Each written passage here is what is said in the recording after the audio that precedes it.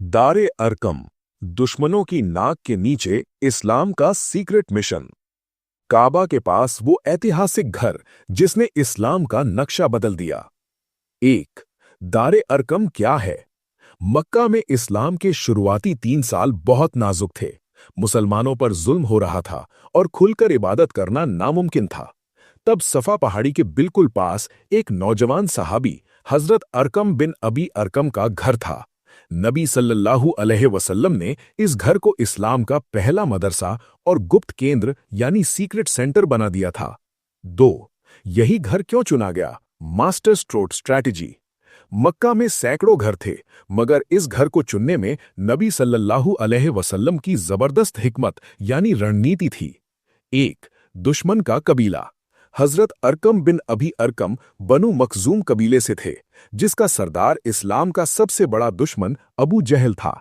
काफिरों को लगता था कि मुसलमान कहीं भी छिप सकते हैं, लेकिन अबू जहल के अपने ही कबीले में छिपने की हिम्मत नहीं करेंगे। 2, मालिक की उम्र। हजरत अरकम उस वक्त सिर्फ 16 साल के नौजवान थे। किसी को शक भी नहीं हो सकता था कि एक लड़के के घर में इतना बड़ा मिशन चल रहा है। हवाला: अल इसाबा 1/28, अल मुस्तदरक 3/502। 3, इस घर का असली नाम दारुल इस्लाम।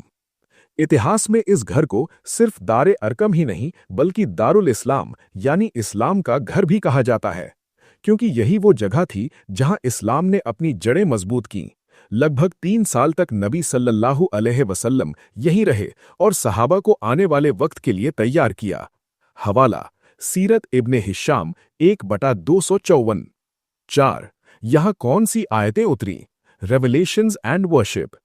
उस वक्त मुसलमान बहुत धीरे नमाज पढ़ते थे ताकि आवाज बाहर ना जाए।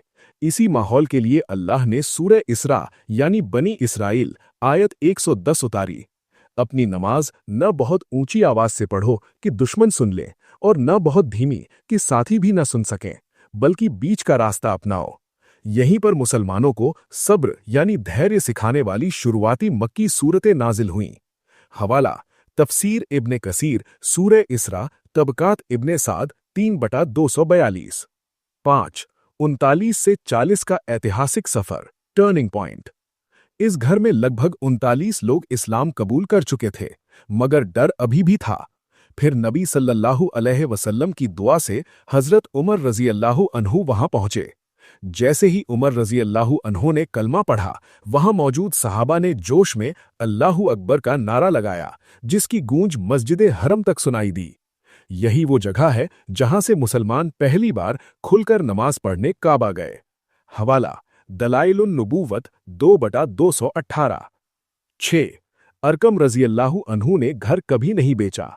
Loyalty of Arkham. Hazrat Arkham रजी अल्लाहु अन्हु को इस घर से इतनी मोहब्बत थी कि मदीना हिजरत के बाद भी उन्होंने इसे किसी को नहीं बेचा।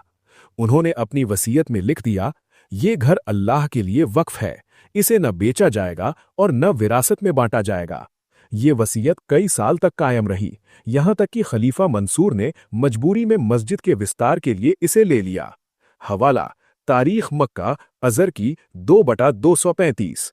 7, आज ये घर कहाँ है? Exact location today.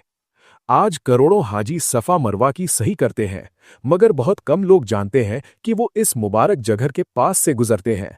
निशानी: सफा पहाड़ी पर खड़े होकर जब आप बाबे सफा की तरफ देखते हैं तो वहां जो पहली इलेक्ट्रिक सीढ़ी यानी एस्केलेटर है, उसके आसपास और थोड़ा पीछे का हिस्सा ही दारे अरकम था।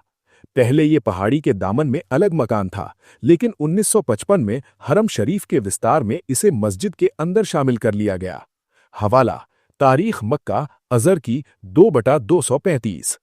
8, नसीहत लेसन। दारे अरकम हमें सिखाता है कि दीन के काम के लिए बड़ी इमारत नहीं, मजबूत ईमान चाहिए। एक छोटे से मकान और 16 साल के नौजवान की कुर्बानी से शुरू हुआ ये दीन आज पूरी दुनिया में फैल चुका है।